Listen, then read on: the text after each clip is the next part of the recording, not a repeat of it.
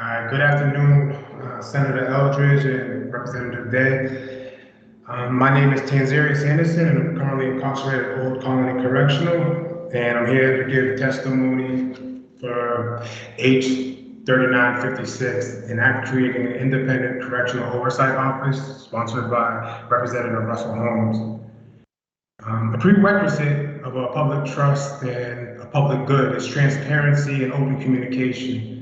And nothing falls so squarely within the parameters of public trust than a department that sits within the Office of Public Safety. If we are to ensure the Department of Correction acts in alignment with the Commonwealth's values and stated core mission, we must have independent correctional oversight with actual authority, which is provided in this bill. Currently, the DOC operates in the shadows.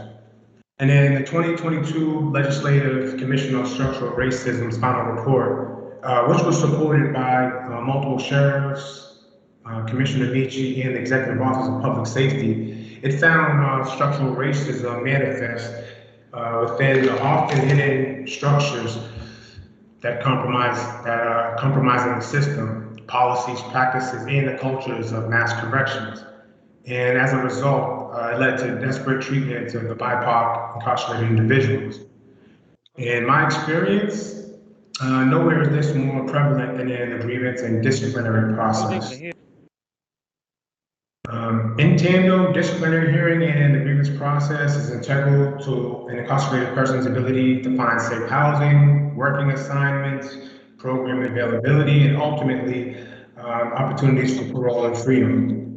I personally find it unconscionable to have this process. I heard that. That weighs so heavily. Sorry, man. I did everything. Hello, continue. So heavily on Yes, please go ahead. Right? Being allowed to operate in the dark. The stakes and ramifications on the outcome of these two processes are just too high to leave in the hands of the DOC alone. There's no one and no agency that can have that much power can be trusted to act fairly. And so the reason why I support this bill is because the brilliance of our Constitution is that it establishes checks and balances as a backstop against tyranny and corruption.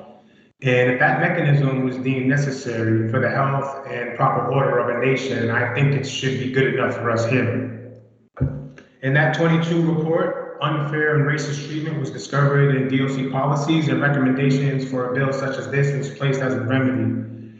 I think this body has already agreed that this is needed, and so I believe it's time to step up and create an impartial arbitrator and oversight office. Today, we lack the reliable data pertinent to the health, safety, and well-being of the people incarcerated, and you can't address or improve what you can't measure. They say that if you tell the truth, you shame the devil. Well, here the devil is in the details. And without access to those details, there is no truth. And where there is no truth, there can be no justice. So I support and I pray that you enact House Bill 3956, creating a correctional oversight office for the health and safety of the Commonwealth. I thank you for this time. I appreciate you, Senator Eldridge and Representative Day, for this opportunity.